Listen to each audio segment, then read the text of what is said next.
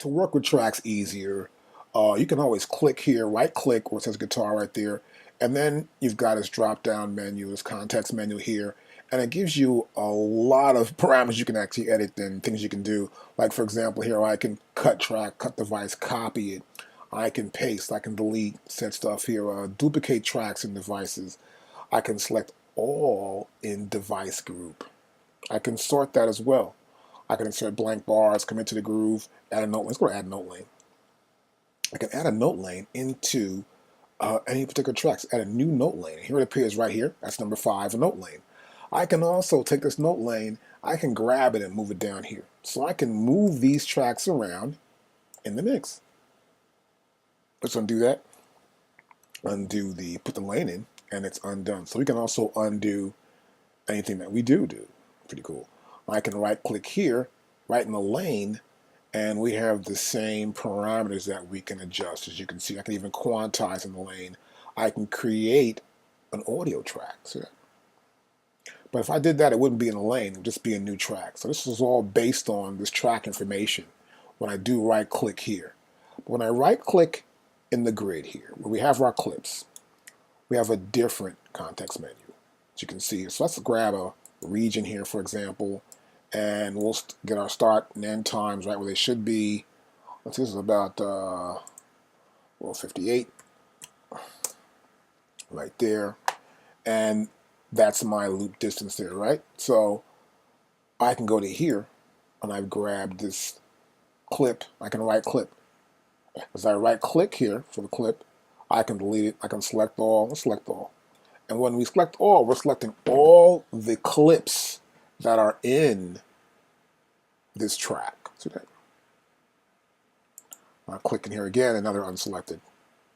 Now I'll select the clip again, and you can second insert bars between locators. Once I do, well, look at that. So between the two, I put total blank bars right there, right? Let's undo that. So let's say, for example, I go to here and I bring this locator, let's bring the right one over here. I'm at the 8, and I want to insert blank between locators. So what happened, I moved it back by 8 bars. I created an 8-bar intro, we'll say. And I could add something here in the beginning of the song. So sometimes I might want to do that too. Let's undo that. Also, I can go to here in the clip, and let's say I want to set loop to selection. So my selection is my clip, set the loop, and now I can loop this. See that? And so now the left and the right indicators are on left and right of the clip. I can press play and play this part back. And it's going to play back, right? So I can stop that. I can also go here and I can do the same thing, but it'll play, start, play from the top. Watch. So that allowed me to make the clip a loop. And then Reason 7 will automatically start playing that clip. It's kind of cool. Now here I've got clips here, of course, and I've got one clip here, and hold my shift button down, and one clip here. I'm going to right click here, and now you can see I can join these clips. I can mute them. Let me mute them and mute it out, see? I go back here, and now unmute is available. So that parameter wasn't available before because they weren't muted. And once they are muted, and you right click again, and the menu comes back up, you can unmute it. Now here I can join clips. Got these two clips together. They're now joined together. But I can't unjoin them, see that? So if you do join clips, make sure you do want to join them together. Otherwise, unmarry them, just Command Z, and I can undo that. Now, those are adjacent clips, but even clips that aren't adjacent to one another can be joined together. So here we go. We got these two clips. We go to here, and I want to say join clips, and we do, and we will create this region in between them that's going to be blank. But sometimes you may want to do this in case you want to move them all together at once. There may be a chorus, and you want to move it again and again and again. Rather than moving both those parts separately, you can move them as one whole piece.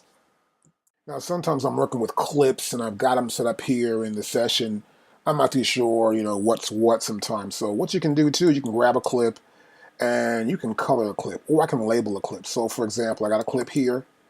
Let's say I want to grab, let me do it back to here first and undo that, and I want to go to here, let's say, and I want to label this clip. And I can call this hook GTR, right? And go there. That label appears on top of it. That's pretty cool. So I can label it. Now, once I did, you notice what happened? Over here, this one is labeled too as well. So the identical clip was actually, I took it, copied it, pasted over there. Wow, it's labeled. So it's kind of cool. Once you can copy and paste some parts out, you get an idea how you want to structure the arrangement out. And say, okay, bet, I want to label it now. You label it, and that's pretty good.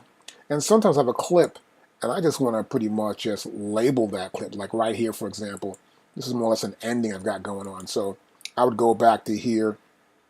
First, I'll probably listen back to a little bit of this thing, make sure it's right. And then I want to say, well,